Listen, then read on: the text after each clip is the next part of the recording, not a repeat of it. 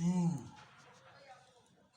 May 2022 òní ni ọdún ààwẹ̀ fún gbogbo ọmọ mùsùlùmí lágbàáyé tí gbogbo wa gbààwẹ̀ lónìí pé a fẹ́ sọdún lónìí.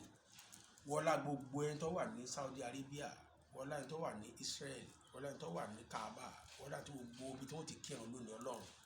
Ọmọ Yorùbá ń tà ń bẹ lọ fún tá gbààwẹ̀ gbogbo ọmọ Yorùbá la gbààwẹ̀ tó pé 30 ní ọdún yìí. Ọdún yìí àwẹ̀ wọ òdì Ọlọ́run. N tá ń wá lọ́dọ̀ Ọlọ́run nígbà táwẹ̀ wọ ti di lọ́dún yìí àti mọ̀ pé Yorùbá Nation tẹ̀ wá lọ́wọ́. Wọ́lá pé àwẹ̀ wọ òdì gbogbo ọmọ Yorùbá àgbààwẹ̀ ó pé 30 Ọlọ́run. Yorùbá Nation Ọlọ́run mọ́sàjọ́ tẹ̀ wá lọ́wọ́. Àmín ya Allah. Mọ́sàjọ́ tẹ̀ wá lọ́wọ́. Àmín ya Allah. Àmín ya Allah.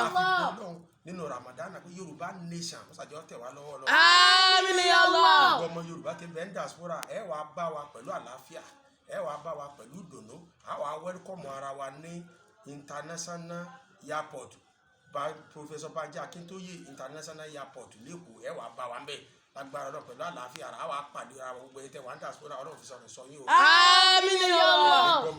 Àmín ya Allah. Gbogbo yín la appreciate gbogbo tẹ̀ sí ní diaspora, gbogbo ẹ̀ tẹ̀ wá ní Canada, Japan, USA, London, Japan, Canada, Pakistan, gbogbo yín pàtàkì Brazil akínyìn gbogbo Ọlọ́run níjà sọdún ìbànújẹ́ o. Àmín. Sọdún ayọ̀ o. Àmín. Yoruba Nation no going back. Àmín. Àmín. Àmín.